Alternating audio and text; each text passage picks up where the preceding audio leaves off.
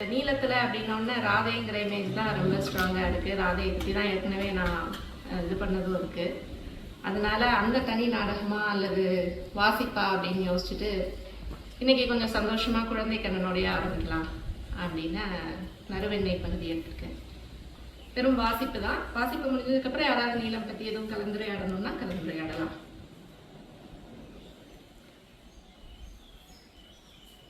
நறுவெண்ணை. மின்னர் கனவுகள் மின்னி மின்னி அணைந்து கொண்டிருந்த மேகக்கருவானை நோக்கியபடி ஆயக்குடியின் சாணி மழுகிய திண்ணையில் அமர்ந்து மடிக்குழியில் இளையோனும் தோல் சாய்ந்து மூத்தோனும் அமர்ந்திருக்க ரோஹிணி கதை சொன்னாள். அவள் முந்தானை முனையை விரலில் சுழற்சி வாய்க்குள் வைத்து கால் நீட்டி கன்றமித்து வான் நோக்கி அமர்ந்திருந்தான் கரியோன். குளிர்காற்றில் அவன் குஞ்சிமயிர் அசைய மெல்லுடன் புல்லரித்து புள்ளி கொள்ள கட்டை விரல் சுழித்து கால்களை நெளித்து கொண்டான். தோல் வெம்மைக்கு ஒட்டி கொண்ட வெண்ணிறத்தான் அவள் கைகளுக்குள் கை நுழைத்து இறுக்கிக் கொண்டான். முதற் பெரும் பொருளாக அமைந்தது முற்றிருளே என்பர் நூலறிந்தோர் என்றாள் ரோஹிணி. அன்னையே, அது என்ன என்று பலராமன் கேட்டான். அகவிரை விழுந்து திரும்பி எச்சில் நனைத்து சுட்டு விரல் தூக்கி நீல விரிவிழிகள் விரித்து ஈரமலர் செவ்வுதடுகள் சுழித்து அது அது அது என்றான் கண்ணன். பிறகு திரும்பி வானை நோக்கி சுட்டி அவர்கள் மேல் எழுந்த கருமேக குவை நோக்கி பசு என்றான். ஐயோ என் கண்ணே என்று கூவி அவனை அள்ளி தன்னோடு அணைத்து இறுக்கி, ஆமாம், அது ஒரு பெரும் பசுவேதான். ஐயோ, இதற்கு மேல் என்ன சொல்வேன் என்று சிரித்தாள் ரோஹிணி. வெட்கி விழிதாழ்த்தி உடல் வளைத்தான் நீலமணி நிறத்தான். பசுவா அன்னையே என்றான் பலராமன். ஆம், அது ஒரு மிகப்பெரிய பசு. கண்ணங்கரிய நிறமுடையது. அந்த பசுவுக்கு அன்னை இல்லை. அது வாழ தொழுவும் இல்லை. அது நிற்க மண்ணோ, அது உண்ண புல்லோ, அது நீராட நதியோ ஏதும் இல்லை. கண்ணன் கட்டை விரல்கள் விலகி நிற்க கைகளை விரித்து இல்லை என்றான். துடிப்புடன் திரும்பி அவள் தாடையை தொட்டு திருப்பி மா மா மா என்று திக்கி மீண்டும் கை விரித்து இல்லை என்றான். ஆமாம் கண்ணே, ஒன்றுமே இல்லை. அந்த பசு மட்டுமே அங்கே நின்றிருந்தது என்றாள் ரோஹிணி. அன்னை இல்லையே, அது எப்படி பிறந்தது என்று பலராமன் கனத்த தலையை சற்றே சாய்த்து கேட்டான். இருளில் முதலில் அதன் கருவிழி ஒன்று மட்டும் ஒளிகொண்டு தோன்றியது. அந்த கருவிழி துளியை சுற்றி அந்த கரிய பசு உருவாகி வந்தது என்றாள் ரோஹிணி. ஆம், நான் பார்த்தேன். இருளில் பசுவின் கண்கள் மட்டும்தான் ஒளியுடன் தெரியும் என்ற பலராமன், அன்னையே, நம் கரியவன் நேற்று மாலை உள்ளறை இருட்டுக்குள் சென்றபோது பார்த்தேன். இவனும் பசுவின் கண்கள் போல் தெரிகிறான் என்றான். அதனால் தானே அவன் கண்ணன் என்று அவனை வளைத்து கொண்டாள் ரோஹிணி. அவன் தன் சிறு பண்டியில் இரு கைகளாலும் தட்டி கண்ணன் என்றான். மேலும் சற்று சிந்தித்து ஆதுரத்துடன் கண்ணன் பாவம் என்றான். பலராமன் வாய் கொத்தி சிரித்து தனிந்த குரலில் அவன் நல்ல குழந்தை என்று அவனே சொல்லிக் கொள்கிறான் என்றான். என் செல்லம் நல்ல குழந்தை தானே என்றாள் ரோஹிணி. நல்ல குழந்தை ஏதாவது கோதுமை மாவில் சிறுநீர் கழிக்குமா? பலராமன் கோபத்துடன் கேட்டான். அவன் தெரியாமல் செய்திருப்பான் என்று ரோஹிணி சொல்ல, தெரிந்தேதான் செய்கிறான் அன்னையே. கையால் பிடித்து நீட்டி சிறுநீர் பெய்த பின் என்னை பார்த்து சிரித்தான். இளைய அன்னை ஓடி வந்த போது என்னை சுட்டிக்காட்டி அண்ணா அண்ணா என்று சொல்லி நான் அதை செய்தேன் என்று சொல்கிறான். ரோஹிணி குனிந்து கண்ணனை நோக்கி, அப்படியா சொன்னாய் திருடா என்றாள். அவன் தன் வயிற்றை தொட்டு நோயுற்றவன் போல் நொய்ந்த முகம் காட்டி கண்ணன் பாவம் என்றான். அவள் சிரித்து அவன் தலையை பிடித்து ஆட்டி, பேசுவதெல்லாம் புரிகிறது, கண்ணை பார்த்தாலே தெரிகிறதே கள்ளமெல்லாம் என்றாள். பலராமன் அவள் தோளை பற்றி அசைத்து, அந்த பசு என்ன செய்தது என்றான். அந்த பசு அங்கேயே நின்றிருந்தது. அதை யாருமே பார்க்கவில்லை. ஆகவே அதற்கு நிறமே இல்லை. அதனால் தான் அது கருமையாக இருந்தது. அதன் குரலை யாருமே கேட்கவில்லை. ஆகவே அது ஊமையாக இருந்தது. கண்ணன் அவள் கண்ணங்களை எச்சில் சிறுகையால் பற்றி திருப்பி பசு பசு பசு பாவம் என்றான். பலராமன் பிறகு என்றான். தான் மட்டும் தனித்திருந்த அந்த பசுவுக்கு சலித்தது. ஆகவே அது தன்னை போல ஒரு குட்டியை போட்டது. கண்ணங்கரிய கன்று, கண்கள் ஒளிவிடும் காளை குழவி. பலராமன் நகைத்து, அந்த கன்று என்ன செய்தது என்றான். அது அந்த பசுவை அம்மா என்று அழைத்தது. ஆகவே அந்த பெரும் பசு அம்மாவாக மாறியது. குட்டி அம்மா அம்மா என்று கூப்பிட அன்னை அதை கண்கணிந்து நாணேட்டி நக்கியது. கண்ணன் சுட்டுவிரலை தூக்கி தீவிரம் நிகழ்ந்த முகத்துடன் அம்மா என்ற பின் திரும்பி வீட்டுக்குள் பார்த்து உடலில் கூடிய துடிப்புடன் பாய்ந்து எழுந்து ஓடப்போனான். எங்கே போகிறாய்? ஒரு கணம் அமராதே. என்னவோ இவனே ஈரேழும் உலகம் இயற்றி இயக்குவது போல ஒரு நினைப்பு. அமர்கிறாயா இல்லையா? அசையக்கூடாது என்று அவன் குட்டத்தில் அடித்து திருப்பி இழுத்து அமரச் செய்தாள் ரோஹிணி. அம்மா என்றதுமே தின்பதற்கு நினைவு வந்து எழுந்து போகிறான் என்றான் பலராமன். உடனே குரல் தாழ்த்தி, அம்மா எனக்கு அப்பம் என்றார். கதைதானே கேட்கிறாய், நடுவே எதற்கு நாணீளம்? நீ முதலில் ஒழுங்காக இரு என்றாள் ரோஹிணி. அந்த அன்னை பசுவின் நாக்கு ஒளிமிக்கது. அதைத்தான் நாம் மின்னல்களாக பார்க்கிறோம். சிறு குட்டியை அது நக்கி நக்கி ஒளிவிடச் செய்கிறது என்றாள் ரோஹிணி. அந்த குட்டி அன்னையின் கால் நடுவே சென்று அகிடை தேடி கண்டடைந்து வாயால் கவ்வி முட்டி முட்டி பால் குடித்தது. பலராமன் ஊறிய வாயை விழுங்கி, இனிய பாலா என்றார். ஆயக்குடி பிறந்தாய், வெண்ணெய் கட்டி போல இருக்கிறாய், உனக்கென்ன பாலை செலிக்காதா என்று அவனை மெல்ல அடித்தாள் ரோஹிணி. அன்னை தமையனை அடிப்பதை கண்டதும் கண்ணன் தன் வயிற்றை தொட்டு, கண்ணன் பாவம் என்ற பின் விழி சரித்து ஆழ்ந்து சிந்தித்து எடை கொண்ட எண்ணங்களை முழு விசையாலும் முன்னகரச் செய்து அவ்வெதிர் விசையில் உடல் சற்று கோணலாக உறைந்து இருகணங்கள் கழித்து மீண்டு, கண்ணன் பால் சீச்சி என்றான். பிறகு எழுந்து வயிற்றை தொட்டு, கண்ணன் பாவம் என்றான். ஐயோ, நீயேதான் சொல்லிக் கொள்ள வேண்டும். ஆயர்பாடியில் உன்னை பற்றி ஒரு நல்ல வார்த்தை காதில் விழவில்லை என்றாள் ரோஹிணி. நீ விளையாடியதை சரி செய்வதே ஆயர்களின் அன்றாட வாழ்க்கையாகிவிட்டது. அன்னையே, அந்த பால் எங்கே என்றான் பலராமன். அந்த பால் மிக மிக வெண்மையானது. கரிய கஞ்சின் வாயிலிருந்து வழிந்து அது வானம் முழுக்க நிறைந்தது. நாம் கீழே இருந்து பார்க்கும்போது வெண்ணிறமான வெயிலாக அது தெரிகிறது. இரவில் அது நிலவொளியாக வழிகிறது என்றாள் ரோஹிணி. முன்பொரு காலத்தில் ஆயர்குலத்து அன்னை ஒருத்தி அந்த பாலை அதிகாலையில் ஒரு களத்தில் அள்ளிவிட்டாள். அந்த களம் நிலவுருளை போல ஒளிவிட்டது. அதை கைதொட்டு எடுத்த அவள் உடலும் ஒளிவிட்டது. அவள் சென்ற வழியும் அவள் உடல் தீண்டிய புற்களும் இலைகளும் எல்லாம் ஒளியாயின. அவள் உடல் ஒளியால் வெம்மை கொண்டது. பலராமன் என்றான். கண்ணன் இரு கைகளாலும் முந்தானை சுருளை வாய்க்குள் செலுத்தி கொண்டான். அது ஊறி அவன் மார்பில் எச்சில் வழிந்தது. தன் இல்லத்து உள்ளறைக்குள் கொண்டு வைத்து அந்த பாலை அவள் தயிராக்கினாள். வெம்மை இழந்து உறைந்த தயிரை அவள் மத்தெடுத்து கடைந்தாள். அவள் வழித்தெடுத்த வெண்ணெய் வெண்ணிற வைரம் போல் இருந்தது. வெண்பனி போல குளிர் கொண்டிருந்தது. மிக தாழ்ந்த குரலில், அது இனிக்குமா அன்னையே என்றான் பலராமன். அறைவேன் உன்னை, வேறு நினைப்பே இல்லையா என்றாள் ரோஹிணி.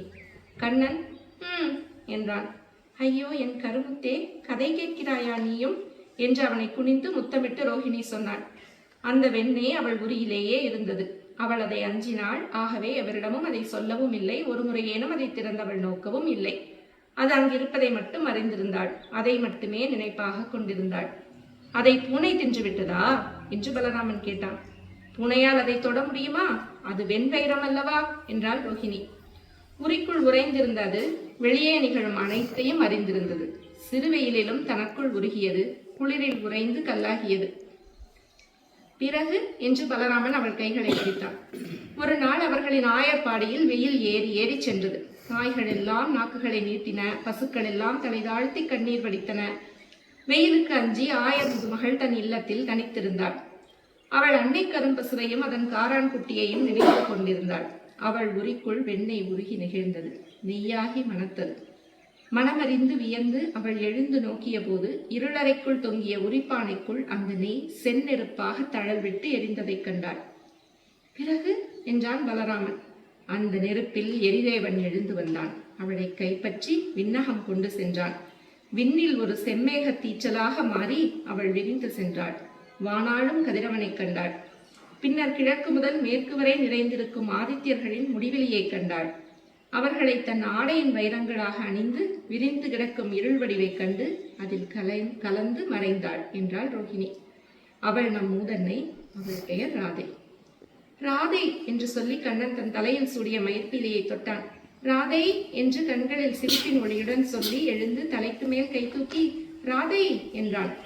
வர்சானபுரியிலிருந்து வருபவள் பெயர் ராதை தானே என்றான் பலராமன். மூதன்னை பெயர்தான் அவளுக்கும். அவளும் ஒரு நாள் நம் மூதன்னை ஆவாள் என்றாள் ரோஹிணி. ராதை என்று சொல்லி இரு கைகளையும் விரித்து ராதை ராதை அங்கே என்று கண்ணன் சொன்னான்.